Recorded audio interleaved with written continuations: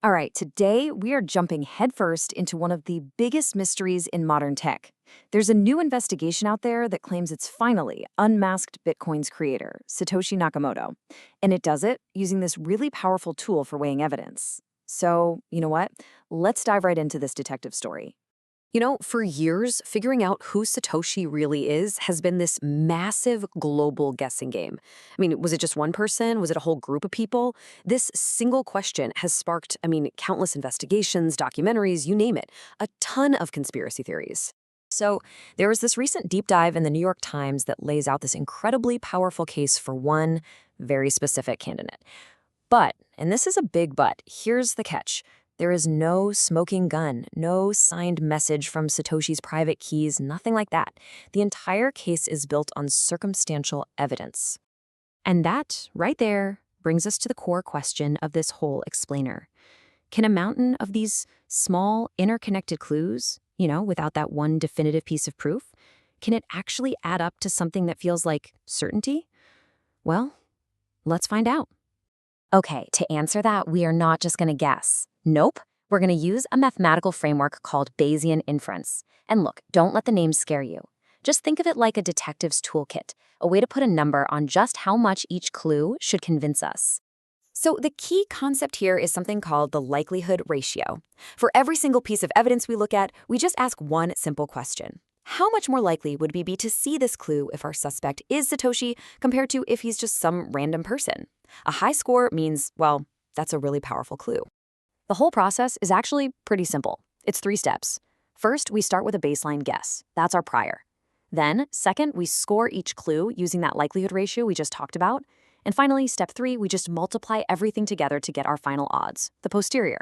It's just a really structured way to update what we believe based on new evidence.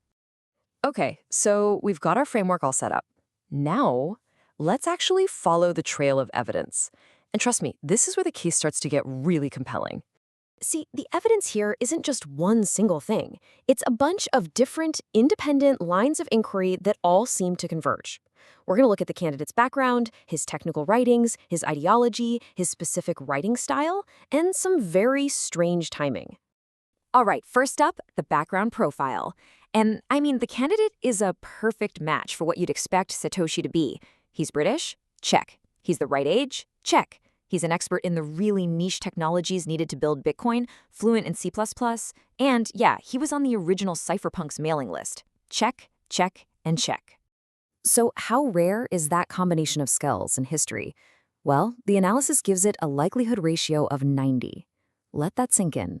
That means it's 90 times more likely we'd see this exact profile if the candidate is Satoshi than if he's just some other random person from that original mailing list.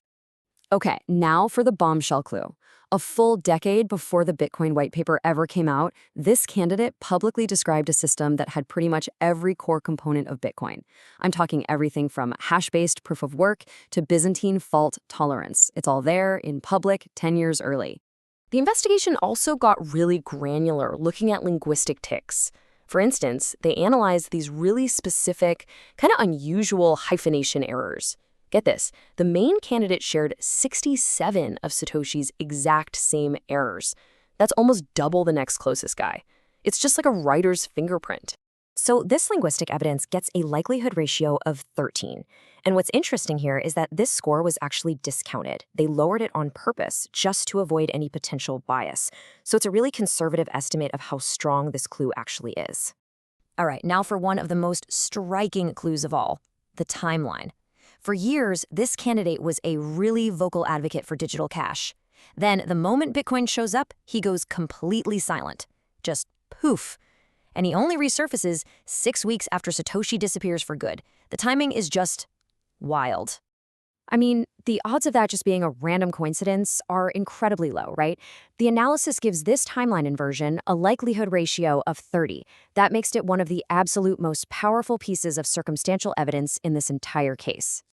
But look, a good investigation can't just cherry-pick the evidence that fits. You have to seriously consider the clues that point the other way. So let's do that now. Let's look at the case for doubt. And this is a fair question, for sure. If you were trying so hard to stay anonymous, Why on earth would you leave a public blueprint detailing your exact invention years before you even built it? It just seems totally counterintuitive.